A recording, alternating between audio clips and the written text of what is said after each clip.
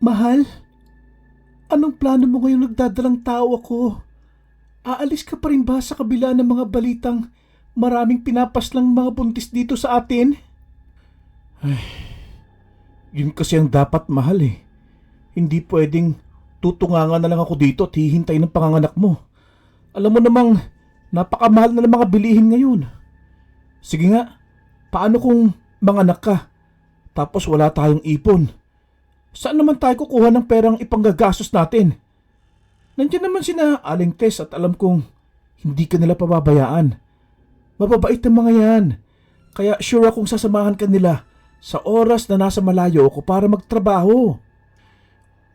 Pero mahal, natatakot talaga ako. Alam mo namang maraming mga buntis at mga kabataan ngayon ang nawawala, hindi ba? Paano kung ganun din ang mangyari sa akin?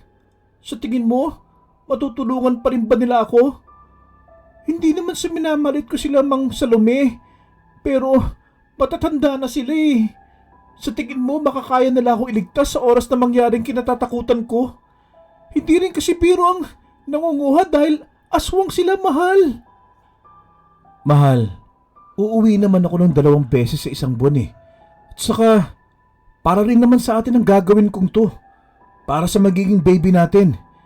Kaya magtyaga-tyaga muna tayo. 6 na buwan lang naman ang kontrata ko dun eh.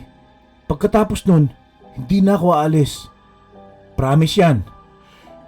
Kung hindi na nga kita mapipigilan, edi, sige. Basta tapusin mo lang yung kontrata mong yan ha. Tapos, di mo na kami iiwan ni baby ha. Natatakot kasi ako, mahal eh. Kung sana'y tanggap tayo ng pamilya mo, edi sana hindi tayo ngayon humantong sa ganito. Wala na tayong magagawa pa sa bagay na yan, mahal. Darating din ang araw na tatanggapin at tatanggapin nila tayo. Sa ngayon, tiis-tiis lang muna ha. Mahirap naman kasing umasa sa kanila, lalo't ginusto natin ang bagay na ito. Agad na nag-impake ng mga damit si Owen upang tumungo na sa terminal ng bus kung saan naghihintay na ang kanyang mga kasamahan. Isa siyang construction worker at may kontrata sila sa Karatig Bayan kung saan sila ngayon umuupa ni Cecil. Pareho silang college student pero dahil sa nangyaring nabuntis niya ang babae ay natigil ang dalawa, lalo't nalaman ito ng kanyang mga magulang. Solong namumuhay si Cecil dahil ayon dito ay patay na ang kanyang mga magulang at siya lamang ang bumubuhay sa kanyang sarili. Sa katunayan ay tinutulungan niya ang babae pagdating sa pinansyal upang nang sa ganon ay sabay sana silang makatapos, pero ayun na nga ang nangyari. Pre, kumusta na magiging inaanak ko? Sa tansya ko nasa 7 buwan na ang pagdadalang tao ng beses mo ah. Malapit na tayo maging magkumpare, paring Owen. Sana lang hindi siya makagaya sa mga nawawalang buntis doon sa lugar natin, ano? Pre, yung bunganga mo nga. Yun na nga, paring Eric eh. Napakalayo ng trabaho natin. Kaya inaalala ko na sa oras na pala ng panganganak niya, mukhang wala ako ah. Pero alam ko naman na hindi siya pababayaan ni Aling Tess eh. Saka may tiwala naman ako sa 2 matandang yun. Hindi ko naman pwedeng hindian yung trabahong ito dahil dito nakasalalay ang gagastusin namin sa panganganak niya. Pero pre, alam mo namang delikado ngayon doon kasi wala ka. Alam mo naman ang mga balita sa atin, hindi ba? Paano kung mangyari nga yun? Di naman sa hinihingi ko pero paano nga kapag nangyari yun? Ay naman, pare. Akala ko pa naman ikaw ang unang makakaintindi sa akin eh. Parehas talaga kayo ni Cecil. Napaka-negatibo ng mindset nyo. Wala nga mangyayari sa kanya dahil naroon ang 2 matanda. Isa pa, kailangan ko talaga makapag-ipon para sa amin ha. Napataas pa ang boses niya nang sabihin niya yon. Totoo naman kasing maraming nawawalang mga naninirahan sa kanila at isa lang ang hula ng iilan. Aswang ang may gawa dahil sa oras na may matagpo ang bangkay ay wala na itong mga lamang loob. Wasak ang sikmura at wala nang mga dugo. Sige, ganito na lang pare. Sa susunod na sahod ko, Magbibigay ako sa'yo. Total, magiging inaanak ko na rin naman yun eh. Pero par, sa'yo yan eh. Tsaka alam kong kailangan mo rin ng pera para sa mga magulang mo. Siguro, may mga magiging sideline din ako dito na pwedeng pagdelensyahan. Pangdagdag kita ba? Panalangin ko na lang na ilayo sa kapahamakan ng mag-iina ko. Dahil hindi ko kakayanin kapag may nangyari sa kanila. Hindi par. Isipin mo na lang na maagang regalo ko para sa inaanak ko. Tsaka, para namang wala tayong pinagsamaan yan ah. Baka nakakalimutan mong nangako tayo sa isa't isa na kahit kailan, hindi tayo mag-iiwanan. Kaya ayos lang sa akin yan. Siguro nga, kapag nalaman pa ni nanay na kailangan mo ng tulong, baka pati sila, pagsasabihan na kung ipahiram muna sa yung sasahurin ko eh. Maraming salamat sa iyo par ha. Simula noon, talagang ikaw lang ang siyang nagpapalakas ng loob ko eh. Salamat din kasi kahit nasa ganito kaming kalagayan ni Cecil, hindi mo pa rin ako iniiwan. Balang araw pare, makakabawi din ako sa iyo. Pagkatapos ng pag-uusap nilang yun, ay naghiwalay na sila. Parehas silang nagtatrabaho sa isang construction site. Si Eric ay kababata niya na siyang laging kaututang dila niya. Kapatid kung sa kapatid ang turingan nila sa isa't isa. Kaya simula noong mabuntis niya si Cecil ay tumigil na rin ito sa pag-aaral. Sa mura niyang edad ay walang pagsisisi siyang naramdaman. Mahal kasi niya ang kinakasama at handa niyang gawin ang lahat, mabuhay lang ito at walang masabi sa kanya. Kaya kahit anong trabaho ang pinapasok niya, may abot at mabili lamang ang pangangailangan ng babae. Mas nagdoble sikap siya nang malamang buntis ito at ayun na nga at manganganak na. Pare, mamaya mo na tapusin yan. Halika na't magberenda muna tayo. Hindi ka robot. Para na kung kumayod eh, parang wala kang kapaguran. Sige lang par, tatapusin ko lang itong ginagawa ko. Susunod na lang ako. Nasabi niya lamang yon dahil wala talaga siyang baon. Sa isang araw ay kumakain lamang siya ng 1 hanggang sa 2 beses dahil tinitipid niya ang pera, lalo kapag naiisip niya si Cecil. Sabi pa niya sa kanyang sarili na mas mainam na siya ang maghirap kaysa naman pahirapan nito ang asawa. Mamaya mo na nga tapusin yan. Halika na. Marami akong baon dito at sinobrahan ko na para sabay na tayo. Isa lang ang katawan mo par. Sige nga. Paano na lang kung nagkasakit ka? Eh paano si Cecil? Huwag mo sanang abusuhin ang katawan mo par. Kamot ulo naman niyang inilapag ang martilyo, saka nakayukong tumungo sa kaibigan. Inabutan siya nito ng isang baonan na may lamang adobong manok at kanin. Lalong kumulo ang kanyang tiyan at rinig yon ni Eric. Ayan na nga bang sinasabi ko eh. Sige na, busin mo na yan. Saka muna natin tapusin ang ginagawa mo kapag tapos na ang break time natin. Hindi naman madadagdag sa sasahurin mo kapag patuloy kang gumagawa dyan. Kahit oras ng pahinga eh. Isa pa, nakikita mo ba yung mga tingin ng iba pa nating kasamaan sa'yo? Baka mamaya, pag initan ka nila dahil ang tingin nila sa ginagawa mo, eh sumisip-sip ka kay Foreman.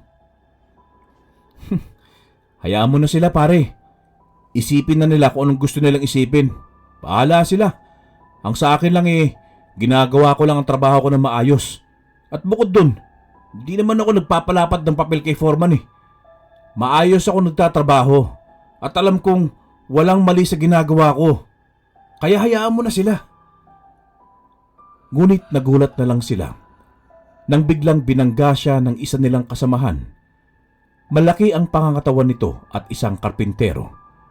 May 2 pa itong kasamahan na malalaki rin ang pangangatawan at sa tingin niya ay mga basag ulo ito base sa kani-kanilang mga itsura.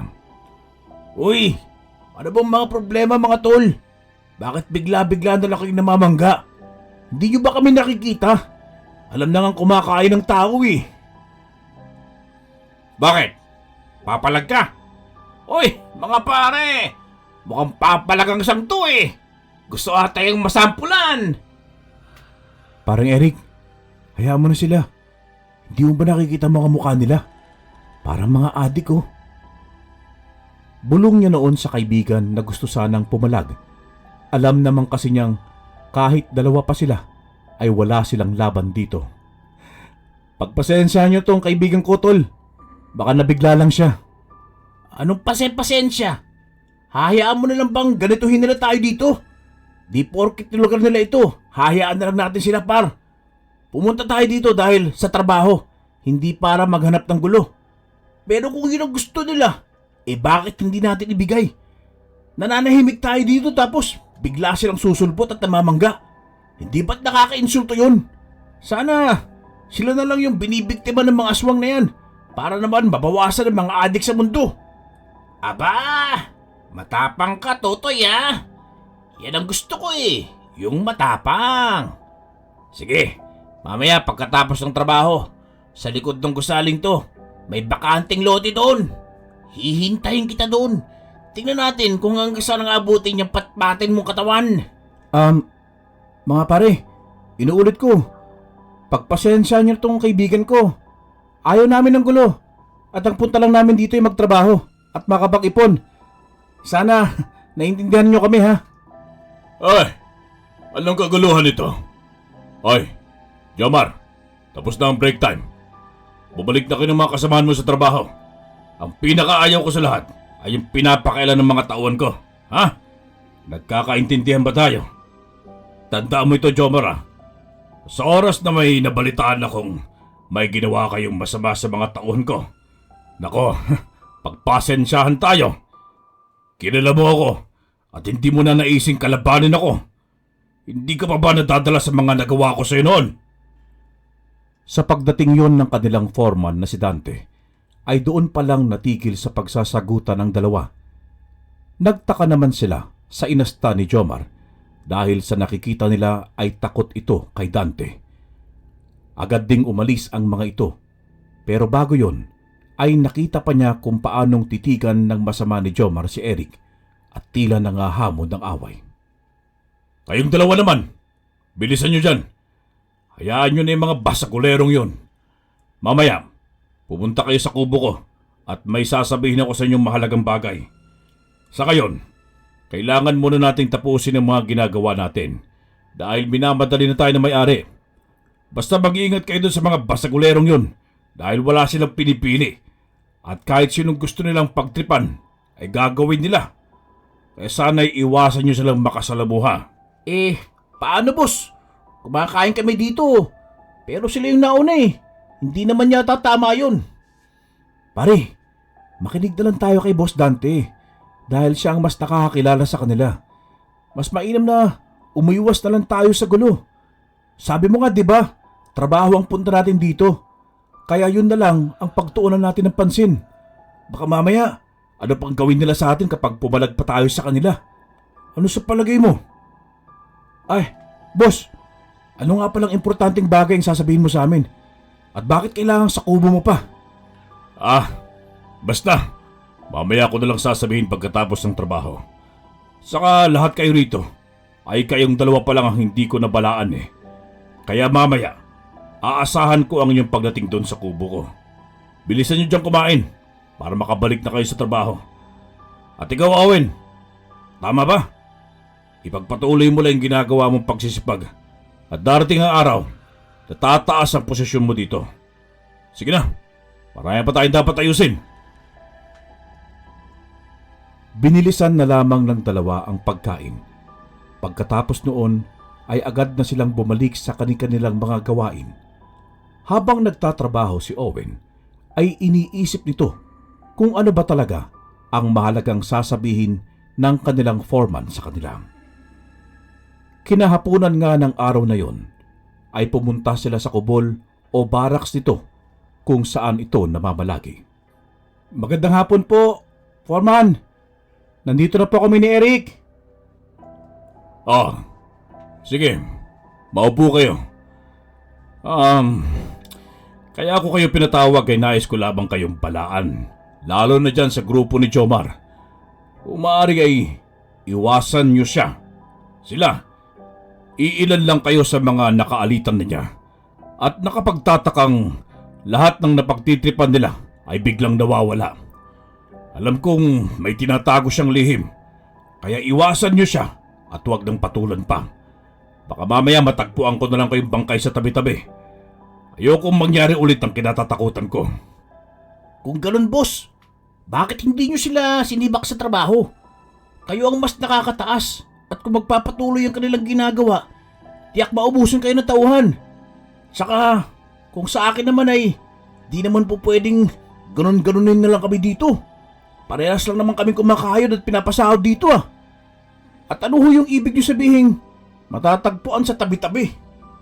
Hayaan mo na lang sila, pre. Nasa kanila naman na yun. At nakikita naman ng mga may matataas na posisyon kung sino ang kumikilos ng tama at hindi sa trabaho. Basta gawin na lang natin yung ating trabaho ng tama. At oo nga, boss. Ano ba yung tinutukoy nyo? Nakakakaba naman. Tama si Owen, Eric. Hayaan nyo na lang sila. At tungkol naman sa pagsibak ko sa kanila sa trabaho, ay matagal ko na sana yung ginawa. Kung hindi lang malakas ang kapit nila sa engineer, baka kapag ginawa ko yun, ako pa ang matanggalan ng trabaho. Kaya hanggat maaari, umiwas na lang kayo at huwag nyo na silang patulan pa. Sa ngayon kailangan ko muna ng inyong tulong. At kung maaari, sa atin lang ito at huwag nyo nang ipagsabi sa iba. May tiwala ako sa inyong dalawa. May mga lihim silang tinatago at yun pa ang inaalam ko. Ano ba yun, boss? Mukhang napaka-importanting bagay naman yata yan. At ayaw niyong ipagsabi namin sa iba. Kasi ganito yan. Sa totoo niyan, ay plinano ko talaga ang maging foreman nyo dito. Isa akong albularyo at minamanmanan ko ang grupo ni Jomar. Sa palagay ko'y sila ang gumagawa ng mga karahasan at patayan sa ating lugar bago pa man tayo dumayo rito. Matagal nang nananahimik ang ating lugar. Nagulo lamang nang dumating ang mga dayong trabahador na yan. Kaya malaki ang suspetsya kung ilan sa kanila ang may ginagawang hindi maganda at yun ang gusto kong manmanan nyo. Ano pong ibig nyo sabihin, boss? Na may kinalaman ng grupo ni Jomar sa mga nagaganap ngayon sa lugar natin? Pwede ba, par? Patapusin mo munang magsalita si Foreman. Sapat ka ng sapat yan eh. Nakuha mo ang punto ko, Eric. Alam ko masyadong delikado ito. Pero nasa inyo pa rin ang pasya kung papayag kayo. Huwag kayong mag-alala dahil bukod sa sahod ninyo dito sa pagkakonstruksyon, ay magdadagdag pa ako sa inyo. Basta kung papayag kayo sa alok ko sana mag-iingat kayo ng mabuti. Dahil kapag nagkataon, ay buhay nyo rin ang nakasalalay. Bahagyang napaisip ang dalawa sa isinawalat ng kanilang foreman. Hindi nila inaasahan ng bagay na ito. Nagtataka rin sila kung ano ba talaga ang ipinupunto nito tungkol sa grupo ni Jomar. Kung totoong aswang man kasi ito, ay pihadong nanganganib sila dito. Ganun pa man, ay agad ding nabuo sa pasya ni Owen na kung yun ang nararapat na magandang gawin, ay gagawin niya. Isa kasi yun sa magpapasaya kay Cecil na mahuli na ang mga salarin na siyang kinakatakutan nito. Foreman, kung yun ang makakabuti para sa ikatatahimik ng lugar natin, sige ho. Kailan ho ba kami magsisimula? Kailangan ko rin kasi talaga ng sideline pandagdag sa ipapadala sa panganganak ng kalibin partner ko. Pre, nahihibang ka na ba? Desisyon? Agad-agad? Sana pag-isipan mo munang mabuti ang bagay na yan Kasasabi lang ni boss na buhay natin ang siyang taya kapag ginawa natin to. Paano naman kung may mangyari sa atin? Isipin mo nga, paano ang asawa at magiging anak ninyo? At kung totoong aswang nga si Jomar, paano tayo makakalaban sa kanya? Huwag kang pabigla-bigla ng desisyon, Owen. Kung yung dahilan mo ang perang pandagdag sa kita mo, itandaan mong madali lamang kitain yan. Pero yung pinapagawa ko, yun ang mahirap dahil hindi mo lang sariling kaligtasan ang nakasalalay dito. Pwedeng madamay ang mga mahal nyo sa buhay. Sa oras na malaman ng mga minamanmanan nyo ang ginagawa nyo sa kanila, handa mo pa bang pasukin ang pinapagawa ko o hindi? Ako, Boss Foreman, pag-iisipan ko muna. Ayos sa akin yan, boss. Naghahanap rin kasi ako ng dagdag kita eh. Isa pa eh, gusto ko rin makasalamuhan ng sinasabi niyong aswang. Kung totoo man yun. O sige, bibigyan ko kayo hanggang bukas para magdesisyon. Isipin mong mabuti at baka sakaling magbago pa yung pasya mo. Hindi ako kumukuha ng tao para dito. Pero sa nakikita ko sa inyo, ay napaka-desidido nyo sa mga bagay-bagay. Kaya alam kong matutulugan nyo ako. Pero kung ayaw nyo, wala naman akong magagawa pa. Pre, baka pabigla-bigla ka lang sa desisyon mo ha. Dahil sa buntis mong asawa. At gusto mong matapos na agad ng pamamaslang sa atin. Tama ba? Bakit hindi mo sinabi na may buntis ka palang kinakasama, Owen? Sana sinabi mo sa akin bago pa man tayo dumayo dito. Para naman, kahit pa paano'y napag-iwanan ko ito ng mga pagontra. Babango sa mga pang-amoy ng mga aswang at buntis. At hindi malabong alam na nila kung nasaan ang iyong asawa. Lalo kung lagi kayong tabi ko matulog. Hindi kasi basta nawawala yung amoy nito sa haligi ng tahanan na asawa ng buntis. Kaya sana ngayon pa lang, humanap ka ng paraan para mabalaan ang iyong asawa na magdoble ingat. Tama si boss pare. Hindi pwedeng pabigla-bigla kasi yung magiging pasya. Lalo pat hindi normal ang kakaharapin natin. Maaring kung hindi ikaw mapahamak ay ang asawa mo at yung magiging anak nyo. Buti sana kung normal na tao lang to. At baka makuha pa natin sa mahinahon na usapan. Pero sa bagay na ito, malabo pre.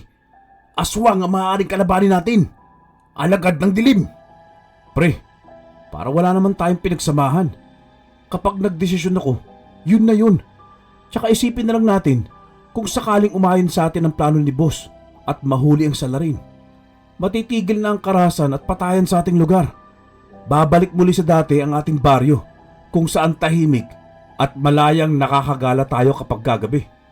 Hindi katulad ngayon na maraming banta kapag naabutan ka ng takip silim sa labas. Ikaw, kung ayaw mo edi ako na lang. Ay, wala talaga akong magagawa pagdating sa'yo pre. Hindi ako makahindi eh. Sige na nga, kasama na rin ako. Kung tunay ngang yan na ang pasya nyo, ay sige. Bukas na bukas, ay simulan nyo na ang pagmanman sa grupo ni Jomar. Kapag may nakita kayong kahina-hinala, ay palihim nyo agad na ipaalam sa akin para makagawa tayo ng susunod na hakbang. Hindi naman siguro lingid sa inyo na tuwing gabi ay minsanang may mga yapak sa bubungan ng inyong mga baraks, kaya mag-iingat kayo. Sige na, susunod natin ipagpatuloy ang usapang ito dahil maggagabi na. Magpahinga na kayo at sarado nyo mabuti ang inyong mga pinto. Agad na nga nilang nilisan ang kubol ni Dante. Pagkapasok sa kanilang tulugan, ay agad din naman nilang inasikaso ang kanilang magiging hapunan at pagkatapos kumain ay agad na rin silang nagpahinga. Ngunit habang mahimbing sa pagkakatulog ay nanaginip siya ng masama tungkol kay Cecil na may hindi magandang mangyayari. Pinasok umano ng aswang ang kanyang asawa sa kanilang tahanan at pinatay ito ng walang kalaban-laban kahit makailang ulit itong nagmamakaawa. Winakwak ang sikmura at doon niya nakita kung paanong nilamon ng nilalang ang sanggol na nooy naliligo sa dugo at takam na takam ito. Wag! Wag! Pareng Owen! Pare! Nananaginip ka ata! Pagkagising nito ay agad namang nagmagandang loob ang kaibigan at kinuhanan siya nito ng tubig na maiinom. Pagkaabot ay agad naman niyang tinanggap yon at saka nilagok. Salamat parang Eric. Panaginip lang pala, Diyos ko. Hindi ko yata kakayanin kung sa totoong buhay mangyari yon. Bakit pre? Ano bang napanaginipan mo? At gano'n na lamang ang ungol mo kanina. Huwag mo sabihin tungkol na naman kay Cecil. Tama ka pre. Hindi ko alam sa ngayon pero parang kinakabahan ako eh. Parang totoo kasi ang lahat ng panaginip ko. Kitang-kita ko kung paanong lapain ng aswang ang sanay magiging anak namin. Ano kaya kung umuwi muna ako sa amin pre? Papayag naman siguro si Foreman kapag nagpaalam ako eh. Ikaw ang bahala pre. Subukan mo lang kasi. Alam mo namang minamadali na tayo ng may-ari na nagpapagawa eh. Tsaka kulang tayo sa tauhan. Ewan ko kung papayag yun. Pero wala namang masama kung susubukan mo. Tsaka yung panaginip mo na yan. Kabaligtaran lang sa pangyayari sa totoong buhay, sabi nila. Kaya huwag kang mag-alala. Dahil hindi totoo yan. Ang kabang nararamdaman mo ay dala lang marahil ng masamang panaginip. At alam kong namimiss mo lang si Cecil eh. Napaisip naman siya sa sinabi nito. Kulang din kasi talaga sila sa tauhan ng mga panahong yon. Kaya nagdadalawang isip siya kung susubukan ba niya.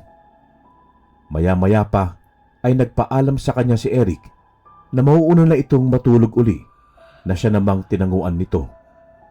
Nang gabi ding yon ay kahit anong pilit niyang ipikit ang mata ay hindi na siya dalawin ng antok. Kaya nagpasya siyang lumabas para makapagpahangin. Dala ng malalim na pag-iisip ay hindi niya namalayan na narating na niya ang barracks ni na Jomar. Mabuti na lamang at maagap siyang nakapagtago bago pa man siya makita ng mga ito at mga lulong sa alak. Sa tingin niya'y kakauwi lamang ng mga ito galing sa kung saan. Nagtagal pa siya doon ng ilang minuto upang manmanan ng mga ito. Pero nang masiguradong tahimik na ang mga ito, ay agad na din siyang bumalik sa kanilang barracks. Dahil sa hindi na siya makatulog, ay napagpasyahan na lamang niyang magpakulo ng tubig at saka uminom ng kape. Alas 5 pa lang ng umaga ay ginising na niya ang kaibigan upang makapaghanda para sa trabaho. Aba, ang aga-aga mo naman ngayon, pre. Iniisip mo pa rin ba yung napanaginipan mo kagabi? Naku, huwag kang mag-alala dahil hindi magkakatotoo yun. Ano ka ba? Panaginip lang kaya yun? Yun ba? Hindi naman, pre. Pilit ko nga kinakalimutan eh. Kasi lulutang lang ako pag pinalalim ko pa ang pag-iisip. Mabuti pa ibilisan mo na dyan para mauna na tayong makapag-login. Tsaka gusto ko rin makausap si Foreman eh. Susubukan ko kung papayagan niya akong makauwi. Kahit isang araw lang. Magkakas-advance na rin ako para sakali na pumayag siya. May abot man lang ako kay Cecil para sa panganganak niya. Naiiling na lamang ang kanyang kaibigan dahil sa sinabi niya. Agad din naman silang nakatapos sa paghahanda at tinahak na ang daan papunta sa kanilang ginagawang gusali. Yung iba nilang kasama ay halos magtaka dahil kakagising lang ng mga ito. Pero sila ay papunta na sa trabaho. Pagkakita kay Foreman, ay agad din naman nila itong binati. Oh, magandang umaga din. Mukhang napaaga yata kayo ng sobra. Alas 6 pa lang ah.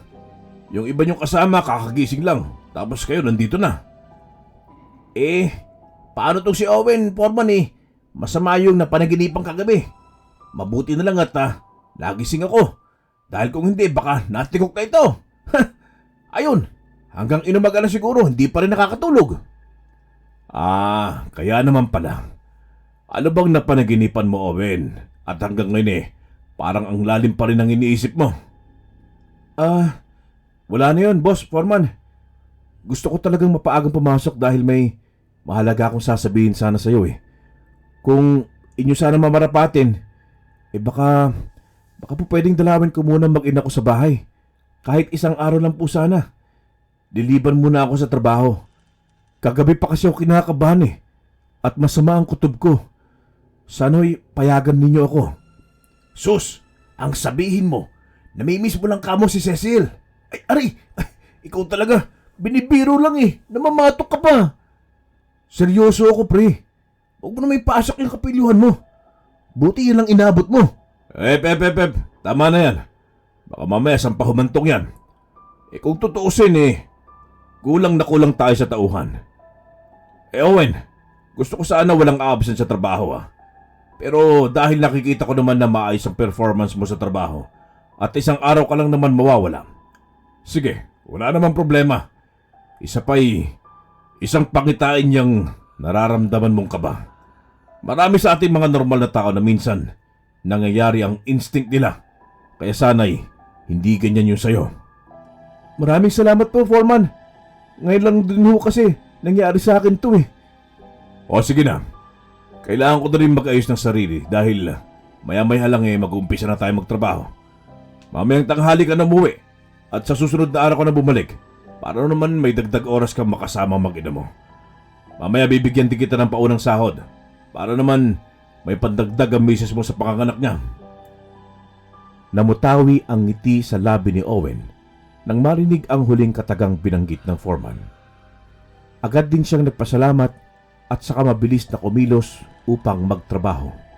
Pre, mamaya pa mag-uumpisa ang trabaho ah. Masyado ka ng halata eh. Excited ka na talaga makauwi ano? Iba talaga kapag may inuuwi ang asawa. Sana all!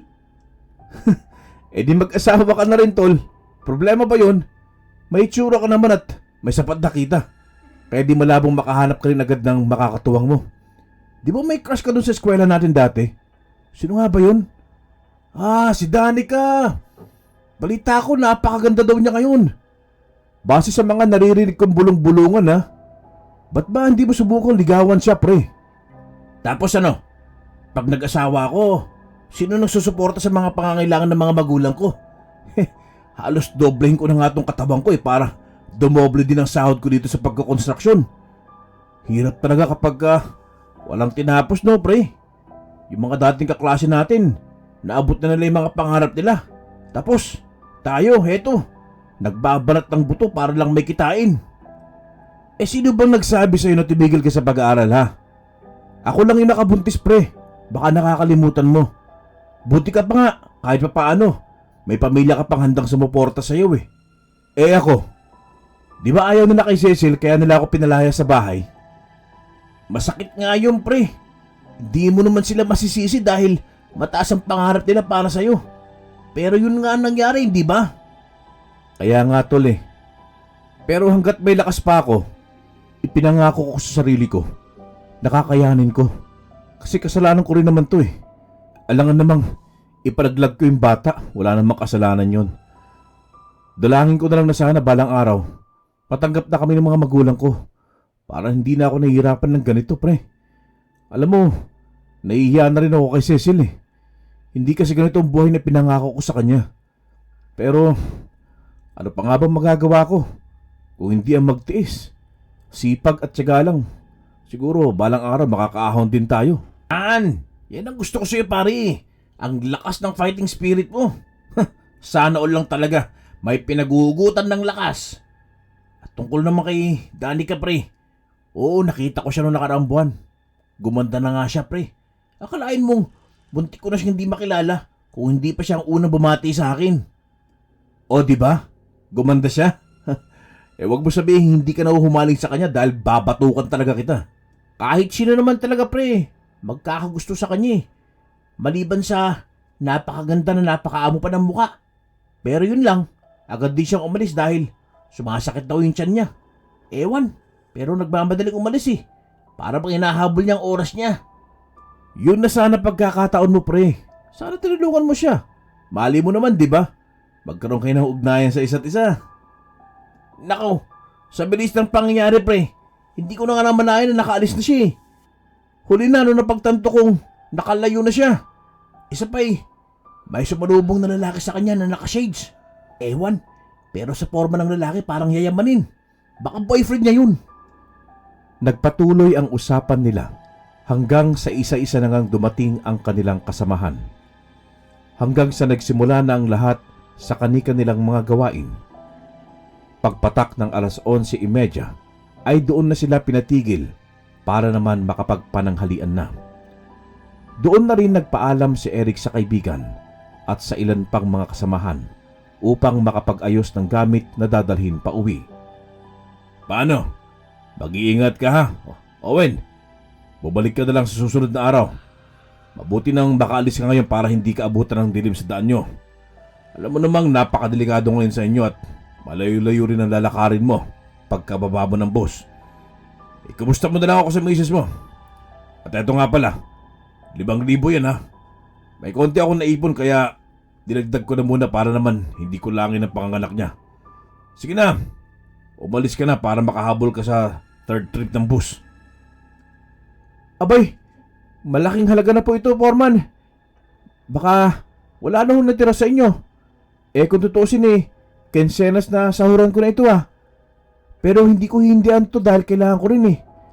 Maraming salamat, boss ha. Babalik din ako kagad sa susunod na araw. Hindi lang kasi ako mapalagay hanggat hindi ko nakikita nasa maayos ang kalagayan ng mag-ina ko eh. Sige ho, aalis na ako. Nagbilin na rin ako foreman kay Eric na siya na munang magmamanman sa grupo nila Jomar habang hindi pa ako nakakabalik. Pagkasabi ay agad na din siyang umalis. Sakay ng bus ay para bang kinakabahan siya sa hindi malamang dahilan. Usap-usapan kasi doon na may iilan na namang umanong natagpo ang patay sa kanilang lugar at halos puro buntis umano ang mga ito. Halos pabilisin niya ang oras para lang agad na makarating sa kanilang lugar para masiguradong maayos ang kalagayan ng kanyang asawa at magiging anak. Nasa 2 oras din ng biyahe nang makarating siya doon. Pagkababa ay mabilis siyang bumili ng karne ng baboy at tinapay para may pasalubong kay Cecil. Minsan lang kasi sila nakakabili ng karne at tuwing sahod niya lang sa pagko-construction. Pero habang nasa palengke ng bayan, ay mas lalong nakakarinig siya ng usap-usapan tungkol umano sa pinaslang ng aswang. Mas dumagdag ang kaba niya noong marinig ang kanilang baryo na di umano isang buntis ang pinaslang doon. Sa pagkakaalam niya kasi ay wala na bang ibang buntis doon maliban sa kanyang asawa. Ipinagkibit balikat na lamang niya ang bagay na yon. Ang nais niya ay masaya siyang sasalubungin ng kanyang misis. Sigurado matutuwa ka, mahal, sa pasalubong ko. Alam kong mag-iisang buwan na rin tayong hindi nakakain ng karne at puro gulay lamang inuulam natin. Excited na ako mayakap ka. Mabutit pinayagan ako ni Foreman. Sambit niya sa kanyang sarili habang naglalakad na pauwi. Balak niya rin kasing ilaga yon kasama ng langka at pechay. Yayayain niya rin ang 2 matanda na sina Aling Tess at Mang Salome para sumabay na sa kanila mamayang hapunan kapag naluto na niya ang nabiling pang-ulam. Ngunit hindi pa man siya nakakalapit sa kanilang bahay ay tanaw na niya ang napakaraming taong naroon. Parang may pinagkakaguluhan ang mga ito at nakikita niya rin ang iba pa na parang nasusuka. Sa kadahilanang yon ay mabilis siyang tumakbo kahit nakakaramdam na siya ng pagod. Mas lalong nagpadagdag ng kaba ang senaryong yon sa kanya. Anong nangyayari dito? Padaanin niyo ako. Bakit parang pinag-uupukan yung bahay namin? Cecil! Mahal ko! Iho! Wala na ang asawa mo! Wala na si Cecil! Anong wala na, Aling Tess? Ibig niyo bang sabihin, iniwan na ako ni Cecil? Pero buntis ho siya. At hindi niya magagawa sa akin yun dahil... Mahal? Hindi! Mahal ko! Cecil! Palahaw niya ng sigaw nang makita ang karelasyon na nakatihaya sa sahig ng kanilang bahay na gawa sa kawayan. Naliligo ito sa sariling dugo na nakadilat pa ang mga mata. Wakwak na rin ang tiyan nito at puro pasa ang katawan. Nabitawan niya ang kanyang nabiling pasalubong sana sa kanyang asawa at tinakbo ito at saka niyakap. Ni hindi niya inalintana ang lansa ng dugo nito. Niyapos niya yon habang humahagulgol sa pag-iyak. Hindi! Hindi pwede ito! Mahal! Gumising ka! Nandito na ako. Nakauwi na ako, mahal. Gumising ka dyan! Hindi ka mapatay! Hindi! Malagtis! Sinong gumawa nito sa kanya? Kayo ang mailap kung sino may gawa nito sa kanya. Sabihin niyo sa akin. Pinagtuturo niya isa-isa ang mga taong nakiusyoso pero walang may alam. Puro iling lamang ang sagot ng mga ito. Hindi ko alam, Owen. Hindi namin alam ni Mang Salome mo. Wala kasi kami dito kagabi dahil pinatawag kami ng apo namin sa bayan. Doon kami nagpalipas ng gabi. Niyaya pa namin si Cecil na sumama sa amin pero ayaw niyang sumama. Kasi ang sabi niya ay baka daw gabihin kami sa pag-uwi at makakasama yun sa pagbubuntis niya. Isa pa baka daw malaman mo at maging sanhi pa ng pag-aawayan ninyo. Aling Tess, ano pinilit niyo siya? Ano na to? Paano na to? Kahit anong pilit namin, ayaw niyang sumama, Owen. Kaninang umaga, naabutan na lang namin siyang ganyan. Balak din sana namin ipaalam sa ito. Pero hindi namin alam kung paano ka namin kukontakin. Patawad kung wala kaming nagawa para sana nailigtas man lang ang asawa mo. Aswang lang ang may kakayahang gawin yan sa kanya, Owen. Cecil! Yung anak din natin. Pagbabayarin ko may gawa nito sa inyo. Bibigyan ko ng hustisya ang pagkamatay ninyo. Kasalanan ko ang lahat ng ito. Kung nakinig lang sana ako sa iyo, mahal, na huwag na akong umalis. Baka buhay pa kayo ngayon, masaya pa sana tayong nagsasama. Patawarin mo ako, mahal ko. Patawarin mo ako. Napahagulgol ng may paghihinagpis si Owen habang yakap-yakap ang bangkay ng asawa. Gusto man niyang magwala ng mga sandaling yon, pero naisip niyang wala rin namang magagawa yon dahil kahit anong gawin niya ay hindi na may babalik pa ang buhay ni Cecil at ng kanyang isisilang na sanang anak.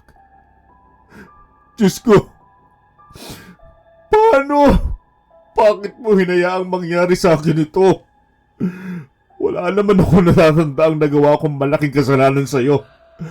Bakit ang mahal ko pa? Bakit hindi na lang ako?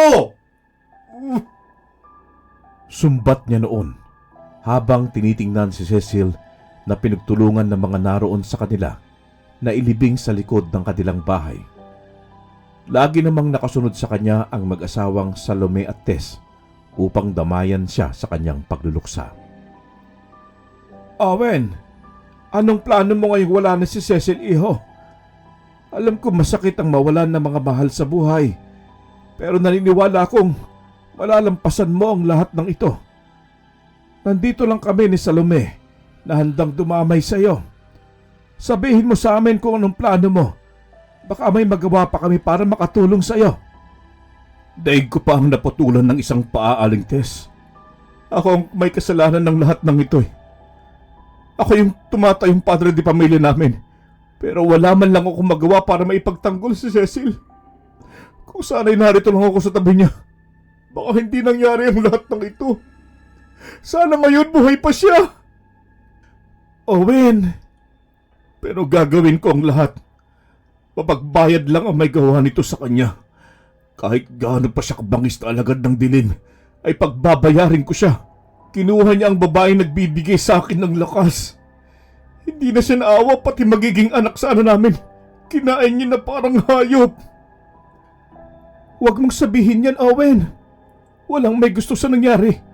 Wala kang kasalanan. Hindi mo dapat sinisisi ang sarili mo dahil alam na nakakakilala sa iyo kung anong paghihirap ang ginagawa mo para sa inyo ni Cecil.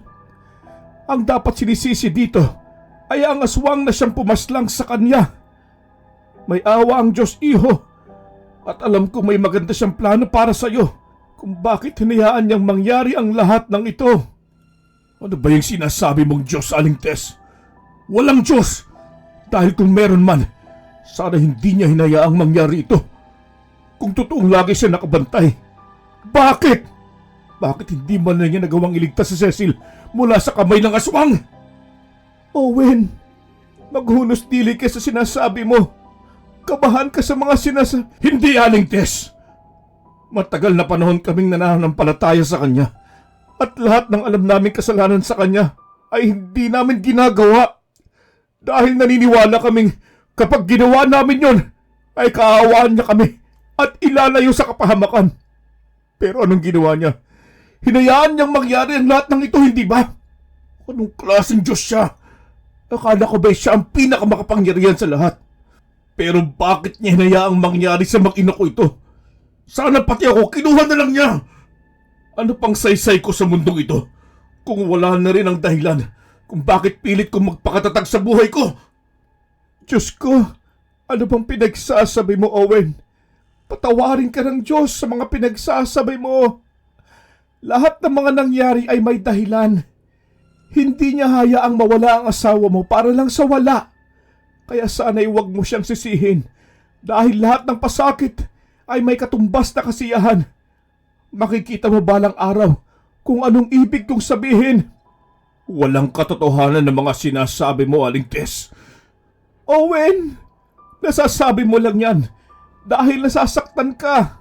Hanggang sa ngayon, nasasabi mo lang yan dahil hindi mo matanggap ang pagkawala ng mag-ina mo. Pero kung bubuksan mo lang ang iyong isip at piliting kalimutan ang nangyari ngayon at simulang muli ang buhay na wala sila, ay alam kong mabilis kang maghilom ang iyong mga sugat, ang iyong pighati. Subukan mo lang dahil wala namang masama, Owen. Sige nga, Aling Tess. Sabihin mo nga, paano ko makakalimutan ang lahat ng ito? Paano ko haraping mag-isa ang masalimuot na kaganapan na ito? Hindi ko nga alam kung makakatulog pa ako mamayang gabi dahil noong buhay pa nga sila. Walang segundo na kinalimutan ko sila sa isip ko. Sakit-sakit eh. Sobrang sakit dito. Parang paunti-unti akong pinapatay.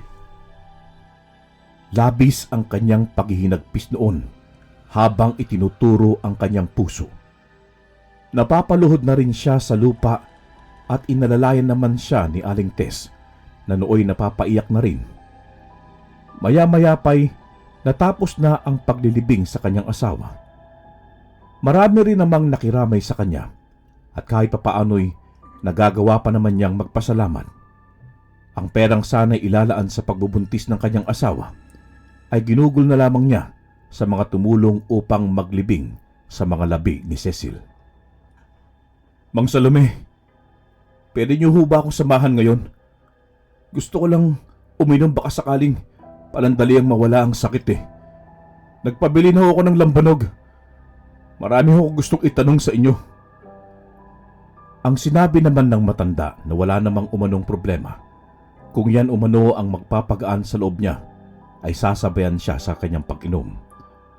Maya-maya pa'y nagsimula na silang tumungga. Sumama na rin si Rico, ang pamangkin ni Salome, na inutusan niyang bumili ng alak. Mang Salome, maraming salamat ho sa pagdamay sa paanyaya ko. Gusto ko lang kasing itanong sa inyo na kung ikaw nasa kalagayan ko, paano mong haharapin ito? Kaya pala nung nasa trabaho ako, hindi ako mapalagay dahil nanganganib na pala noon ang buhay ng mag-ina ko. Sinabi naman ng matanda na normal lang na maramdaman niya yon dahil mahal niya ang mga ito. Pero makalipas umano ang mga ilang panahon, ay kusang maghihilom ang mga sugat sa puso nito, buhat ng iwan siya ng kanyang mag-ina. Payo pa niya na maigi umanong umuwi muna siya sa kanyang pamilya dahil sila umano ang higit na makakatulong sa kanyang pinagdaraanan, na siya namang ikinagalit at pagtaas ng kanyang boses. Hindi ko sila kailangan, Mang Salome. Kung totoong pamilya ang turing nila sa akin, ay paano nilang nagawang itaboy ako noong nalaman nilang nabuntis ko si Cecil? Kung sana'y tinanggap lang kami nila noon, baka hindi kami napunta sa lugar na ito at sana'y buhay pa ang mag-ina ko. Imbes na sila ang unang makakaintindi sa kalagayan ko, pero sila pa itong nagtaboy sa akin. Siguro nga sa pagkakataong malaman nila ang kalagayan ko, baka ikakatuwa pa nila. Buong buhay ko silang inunak ko. Lahat ng gusto nila ginagawa ko, para lang wala silang masabi o ikagalit sa akin. Pero sa isang pagkamali kong nagawa nila akong itakwil. Pamilya ba ang tawag doon, Mang Salome? Napailing na lamang ang matanda, lalo na nang makita siyang muling napahugulgol. Tinabihan na muna niya ito at saka inalo sa likuran upang kahit papaano'y mabawasan ang sakit na nararamdaman nito. Pinayuhan niya rin ito na gawin lamang niya ang alam niyang makakabawas sa sakit na dinaramdam niya. Hindi naman kasi umano niya mapipilit ito sa gusto niyang gawin dahil may sarili rin itong isip. Nang makitang lango na sa alak, ay inalalayan niya itong pumasok sa kanyang silid at doon na rin ito natulog. Nakagisingan naman ni Owen na nasa silid na sila ni Cecil. Bagamat naroon pa rin ang tama ng alak, ay hindi nito mapapawi ang sakit na naramdaman niya. Agad siyang lumabas ng bahay, dala ang itak at nagbabaka sakaling makita niya ang salarin sa pagkamatay ng mag-ina niya. Tamang-tama itong oras na ito para hanapin kitang aswang ka. Pagsisisihan mo kung bakit pamilya ko pa ang pinili mong biktimahin. Sa oras na makita kita, ay ipapalasap ko sa iyo lahat ng sakit na naramdaman ko ngayon. Pagbabayaran mo ang ginawa mo sa mag-ina ko. Pagbabayarin kita. Buhay ang kinuha mo, kaya buhay din ang magiging kapalit. Pagkasabi, ay agad na siyang tumalilis palakad-lakad sa daan. Ang tanging naririnig lamang niya ng mga oras na yon ay ang huni ng mga panggabing ibon at tahulan ng mga aso. Maya-maya pa ay nakakita siya ng isang lalaking pasilip-silip sa malapit nilang kapitbahay. Hindi niya maaninag ang mukha nito, pero sigurado siyang isa itong matanda. Naningkit ang kanyang mga mata habang tinitignan kung ano ang susunod nitong gagawin. Kapag siniswerte ka nga naman, tadhana mismo ang nagbigay ng direksyon sa akin sa salarin. Makikita mo, tatadtarin kita ng pinong-pino. Hindi niya muna kinompronta ito at minabuting manmanan ng bawat kilos nito. Maya-maya pa ay nagulat siya sa mga sumunod nitong ginawa. Nakita kasi niyang paanong nagpalit ito ng anyo bilang isang dambuhalang baboy ramo na may mabangis na itsura. Nakita niya yon sa tulong ng sinag ng buwan. Nakaramdam din siya ng biglang pag-alinsangan ng paligid na animoy napakainit ng ihip ng hangin. Hayop ka! Uubusin mo talaga lahat ng tao rito ha? Ngayong gabi, matatapos ang kahayukan mong aswang ka! Nakita niya kung paanong nagsihabaan ang mga kuko nito. Kumapal din ang balahibo sa katawan nito at nagsihabaan ang mga ngipin sa bilugan nitong bunganga. Ilang sandali pa'y dumagundong sa paligid ang pag-ungulan ng mga aso na nagbibigay ng kilabot sa kung sino man ang makakarinig. Senyalis rin na may hindi pangkaraniwang nilalang sa paligid. Inihanda niya ang sarili at minanmanan ng maigi ang susunod na kilos ng babae. Nang makita niyang kinaluskos nito ang dingding na gawa sa sawali ng kanilang kapitbahay, ay agad niyang tinakbo yun at walang awang pinagsaksak. Hindi na nga nakapalagpa ang matandang aswang at tuluyan na itong binawian ng buhay. Agad din siyang umalis doon at tahimik na binaybay ang daan pabalik sa kanilang bahay. Saan ka ba nanggaling, iho? Ano nangyari sa'yo? Bakit ka puro tilamsik ng dugo? Inatake ka ba ng aswang? Aling Tess, nabigyan ko na ng hustisyang pagkamatay ni Cecil at ng anak ko. Napagbayad ko na ang salarin. Napatay ko ang isang aswang na balak sanang mambiktima sa isa nating kapitbahay. Ano? Diyos ko, iho. Lumabas ka sa ganitong oras ng gabi at ano ka mo? Nakapatay ka ng isang aswang. Papaano? Teka, si Mang Salome mo nasaan? Kanina nandito siya at sinabi niya sa akin na sasamahan ka niya dito ah. Hindi ko alam, Aling Tess. Hindi ko naman siya nakita kanina dito eh. Bala ko nga sanang magpasama sa kanya upang rumonda at magbaka sakaling mahanap ko ang salarin. Hindi dito natulog si Mang Salome. Diyos ko, huwag naman sana. Teka, saan mo banda napatay ang sinasabi mong aswang? Sinong kapitbahay natin? Kaya nga ako tumungo rito upang tignan kung nandito siya at masiguradong hindi kayo lalabas. Diyan ho kina Aling Corazon. Napagbayad ko na siya, Aling Tess. Napagbayad ko na ang aswang. Labis na tuwa ang naramdaman ni Owen ng mga sandaling yon. Sa mabilis na paraan lamang niya kasi napatay ang isang aswang.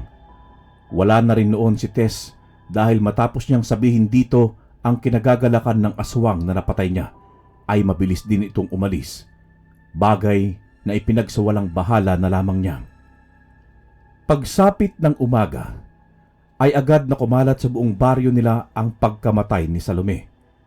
Nakita umano ng mga ito sa mismong lugar kung saan niya banda pinatay ang isang matandang lalaki na nag-anyong aswang. Isa lang ang nasa isip niya noon, isang aswang si Mang Salome, at hindi malabong naaswang rin si Aling Tess na lubos niyang pinagkatiwalaang pinagbilinan ng kanyang asawa. Mga hayop talaga. Ginawa pa akong tanga. Yun pala'y sila lang naman pala may kagagawan ng lahat ng ito. Ginamit pa ang Diyos para malinlang ako na mabubuti sila. Pero sa likod pala ng lahat ay sila ang sumasalbahay sa mga naninirahan dito. Humanda ka, matandang hukluban ka, dahil ikaw ang isusunod ko. Agad niyang pinuntahan ang matandang babae na si Tess sa kanilang kubo. Pero wala itong naabutan roon. Wala na rin ang mga gamit nito. Senyales na umalis na ito dito. Minabuti na lamang niyang ayusin ang mga gamit upang agarang makabalik sa trabaho at isang guni kay Dante ang natuklasan. Pagkasampa ng bus ay agad din siyang nakatulog. Sobrang pagod kasi niya ng mga oras na yon dahil hindi siya nakatulog ng mabuti ng mga nakaraang gabi. Pagkarating sa pinagtatrabahuan ay agad siyang sinalubong ni Dante at ng kaibigang si Eric ng pangangamusta. Oy, Owen, butit nakabalik ka na. Kumusta na ang mag-ina mo? Bakit lupay-pay mga balikat mo? Di ba dapat masaya ka kasi nabisita mo sila at nakapag-abot ka ng pera para sa panganganak niya? Uy, pare! Para ka namang namatayan sa tsura mong yan eh. Ngumiti ka nga. Hindi ako sanay na makita kang nagkakaganyan ha. Kumusta na nga pala magiging future to be kumari ko at ang magiging inaanak ko? Di ba sa susunod na buwan ng mga anak na ang misis mo? Excited na ako maging ninong niya. Wala na, pre. Wala na ang mag-ina ko, boss. Pinatay sila ng mga aswang na yan. Kaya pala gustong gusto ko nang umuwi kaagad ng araw na naginip ako tungkol doon. Dahil senyales na pala yun ang mangyayari. Ang masakit pa, yung mga taong pinagkakatiwalaan ko ang siyang gumawa ng kawalangyaan sa kanila. Mga hayop sila. Bakit hindi ko pa nahalata nung una? Sana nailayo ko pa si Cecil sa kanila. Ano, pre? Wala nang mag-ina mo? At sinong tinutukoy mong taong? Si Tess at si Salome. Akala ko nung mapatay ko si Salome ay nabigyan ko na ng hustisyang pagkamatay ni Cecil. Pero hindi pala. Hanggat nabubuhay si Tess ay hindi ako matatahimik. Hahanapin ko siya at ipapamukha ko sa kanya lahat ng kahayupang ginawa niya. Pero magagawa ko lang yun kapag tinulungan ninyo ko. Lalo na sa inyo, Boss Foreman. Alam ko marami kang alam na kakayahan para mabilis kong matuntun ang pinagtataguan ni Tess. Kaya nagmamakaawa ko sa iyo. Tulungan mo ako. Ikinalulungkot ko ang nangyari sa mag-ina mo, Owen. Ganun pa man, ay nakikirabay din ako. Pero hindi ganun kadali ang hinihiling mo. Mahaba-habang proseso pa ang kailangan nating gawin. Sa palagay ko'y may mga galamay silang malayang nakikihalubilo sa mga tao. Alam niyo naman siguro na kung anong puno ay isa ring bunga, hindi ba? Yun na nga, Boss Foreman eh. Wala akong kaalam-alam tungkol sa pamilya nila at kung saan sila nagmula. Nabanggit ba niya sa'yo na may pamilya pa siya o kaya may mga malalapit na kamag-anak? Dahil kung meron, ay hindi malabong isang angkan sila at marahil ay doon ito pumunta upang hindi siya matuntun.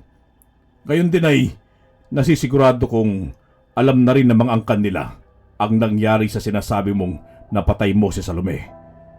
Maghintay lang tayo dahil sila na mismo ang nalapit sa iyo upang maghiganti.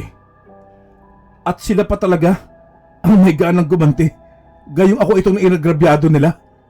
Pues, paghahandaan kong bagay na yan.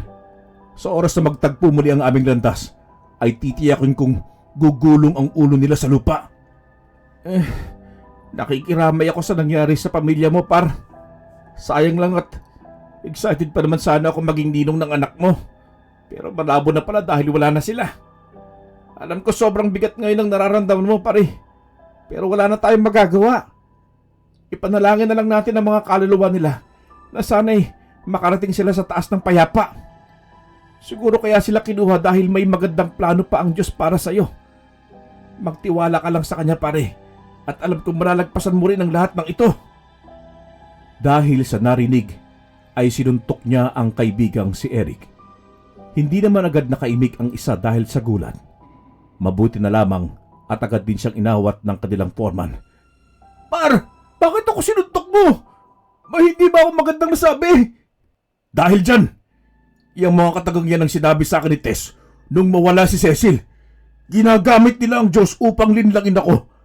At ang iba, na para mapagbuntunan ko ng galit. Pinaniwala nila ako na mga santo sila na hindi makabasag pinggan. Pero nasa loob pa lang ng mga santo nilang mukha ang kanilang mga kulo. Ayaw na ayaw kong marinig ang mga katagang yan. Walang Diyos pare. Wala. Dahil kung meron man, hindi niya hayaang magkaganito ako. Owen, kilabutan ka sa mga sinasabi mo. Maghunos dili ka.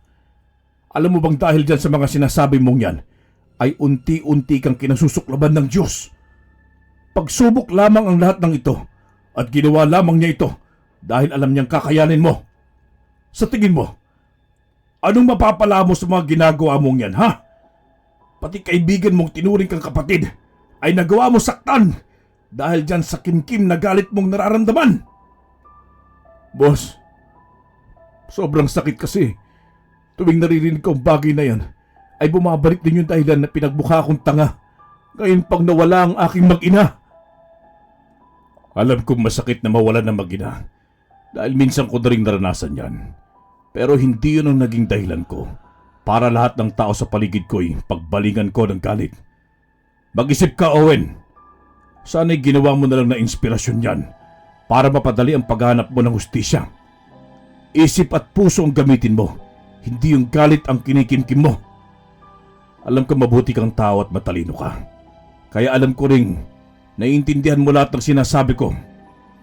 Bumalik ka muna dun sa barracks nyo at pag-usapan nyo ni Eric ang ginawa mo sa kanya. Saka mo na lang ako kausapin kapag naging maayos na kayo at kalmado ka na. Wala na nga siyang nagawa kundi ang pumunta sa kanilang barracks ni Eric.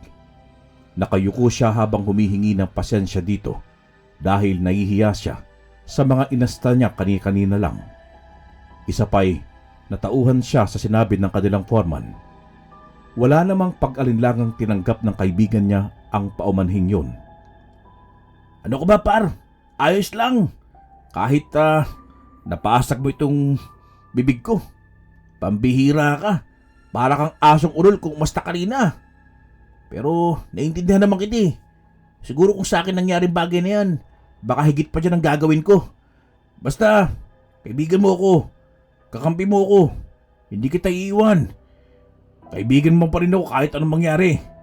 Patutunayan ko sa'yo na hindi lahat ng pinagkakatiwalaan mong tao ay may masamang balak laban sa'yo. Patawad, tol. Hindi ko kasi alam ang gagawin ko eh. Akala ko nang mapatay ko si Salome ay magiging maayos na ang lahat. Pero magsisimula pa lang pala. Daan lang pala yung para sa isa pang malaking laban na gagawin ko. Pero handa na ako sa anumang labang kakaharapin ko par. Ngayon pa, nawala nang saysay ang buhay ko dahil wala na rin ang mag-ina ko. Shh! Huwag mo kang sabihin yan, tol. Nandito kami na boss para tulungan ka. Baka nakakalimutan mong sanggang dikit tayo. Hindi ka namin pababayaan kahit anumang laban ang susuungin natin. Pagkatapos ng maikling usapang yon, ay agad na nga silang bumalik sa barracks ni Dante. Tulad ng ginawa niya kay Eric, ay humingi rin siya dito ng paumanhin. Naintindihan kita, Owen. Ngayon, ihanda mo ang sarili mo dahil hindi natin alam kung kailan darating ang panganib. Sigurado akong sa mga oras na ito ay nagbabalak ng makiganti ang panig ni Salome. Alam kong madali kang matutuntun dito ni Tess dahil naamoy ka niya at may kakayahan silang mapadaling tumungo rito. Nakahanda ako, boss. Kahit ilang aswang pa sila, lalabanan ko sila. May pakiganti lang ang mag-iina ko. Ito, tanggapin mo ang punyal na ito. Gawayan sa tanso na pinamana pa sa akin ng aking namayapang lolo. Magagamit mo yan na panlaban sakaling darating tayo sa puntong yan. Walang panama dyan ang mga alagad ng dilim dahil sa taglay na pinsala niyan, Oras na mapatamaan mo ang mga kalaban. Maraming salamat ho, boss. Nakahanda na ako sa anumang oras. Handa ko rin hong ibuwis ang buhay ko.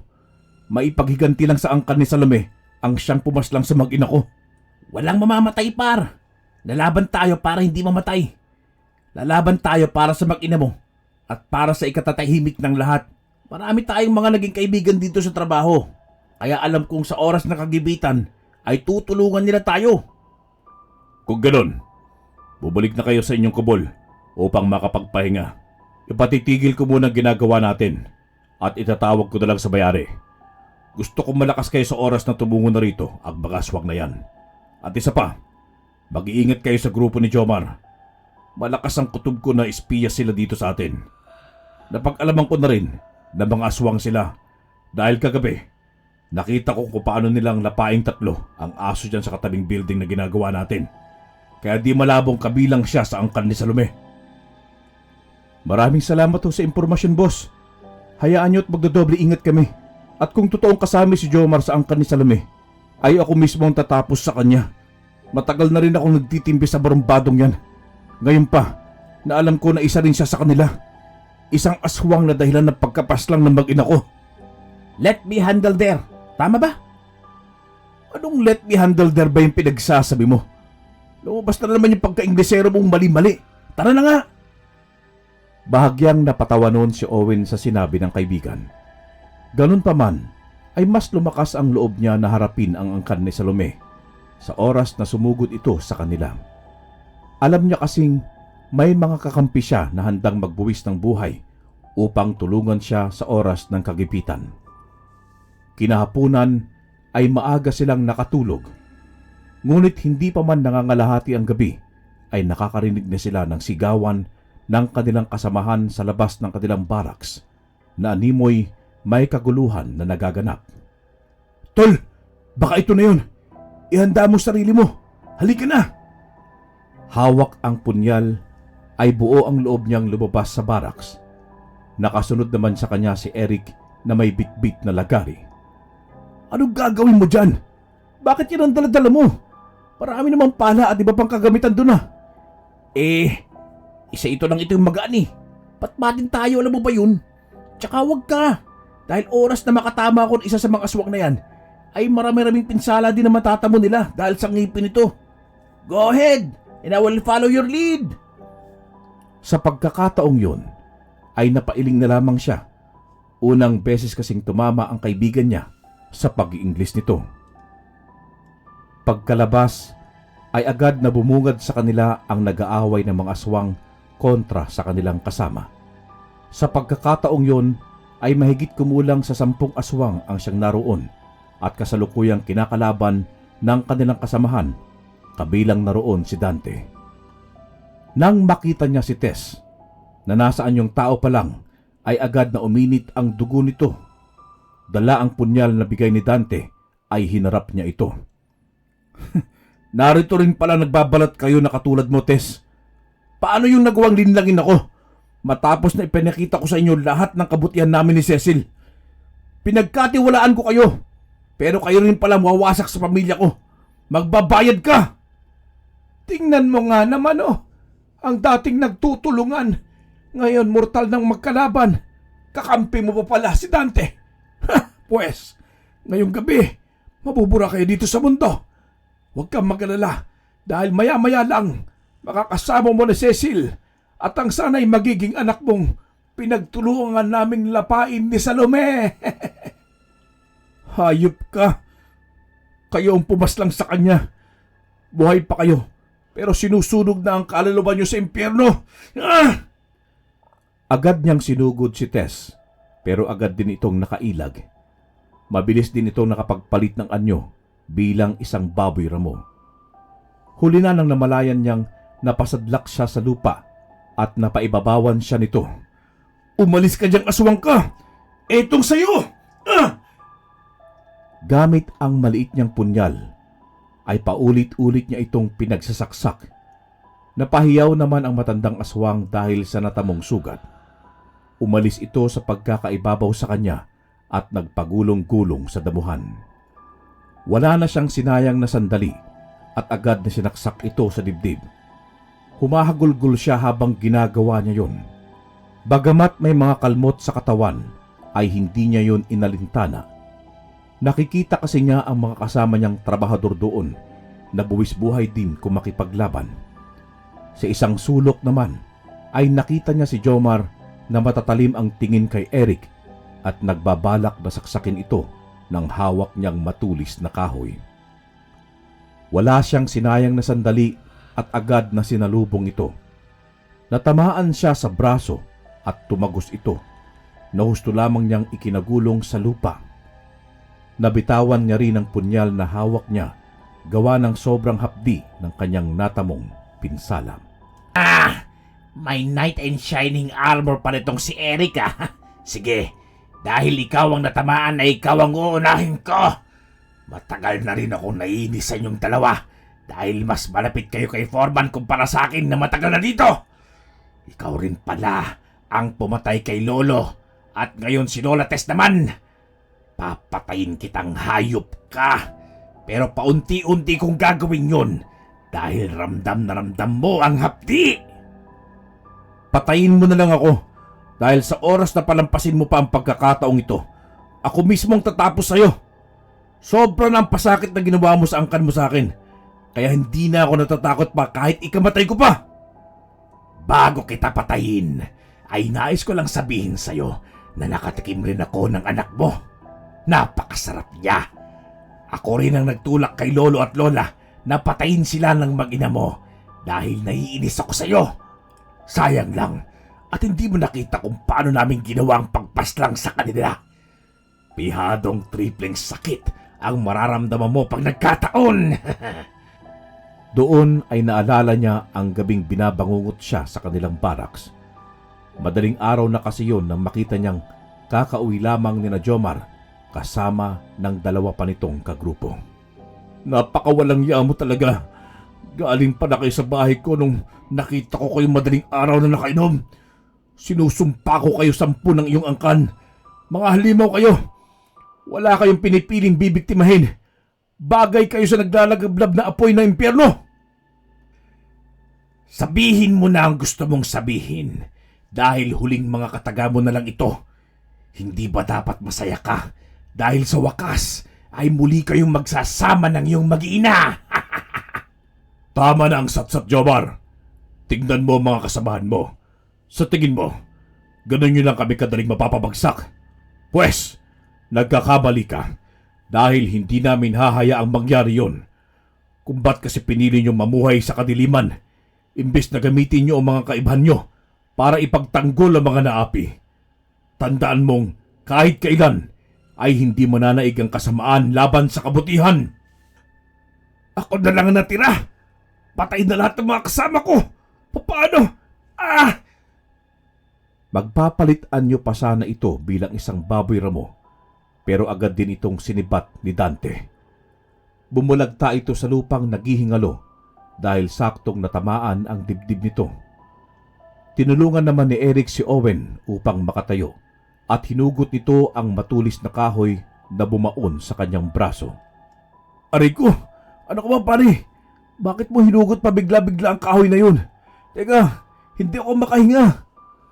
Nasambit na lamang niya nang bigla siyang niyakap ni Eric. Hindi siya nakapaghanda kaya bumagsak silang dalawa sa lupa. Napatawa pa siya nang humagalgul ito sa kanyang balikat. Pre! Utang ka sa'yo buhay ko! Kung hindi mo sinalo yung matulis na kahoy, baka bangkay na ako ngayon. Salamat, pre, ha? Salamat! Alam mo ikaw, pambihira ka rin eh. Tumayo ka na nga dyan dahil masakit yung braso ko, dinaganan mo pa. Gusto mo pa yatang patayin ako sa sakit eh, no? Ay! Sorry naman. Medyo hindi ko sinasadya. Ay, pero lang, pero ay, salamat talaga, pare. Ay, mag-uusap lang ba kayo dyan? Kung tulungan niyo kaya kami dito na ligpitin ng mga bangkay ng mga aswang, hindi mapapabilis tayo makakapagpahinga. Mabilis na ngang kumilos ang dalawa. Doon na rin nila inilibing sa tinatayo nilang building ang mga bangkay ng aswang na kanilang napaslang. Inilihim rin nila ang pangyayaring yon upang hindi ni sila pagkaguluhan pa ng mga tao ayon na rin sa kagustuhan ng kanilang foreman. Hindi naging madaling makalimot si Owen sa mga nangyari sa kanyang mag-ina. Pero paglipas ng mga araw ay unti-unti na rin niyang tinanggap ito. Itinutok na lamang ni Owen ang kanyang sarili sa pagtatrabaho. Palihim rin silang nanunugis ng mga aswang kapag meron silang pagkakataon.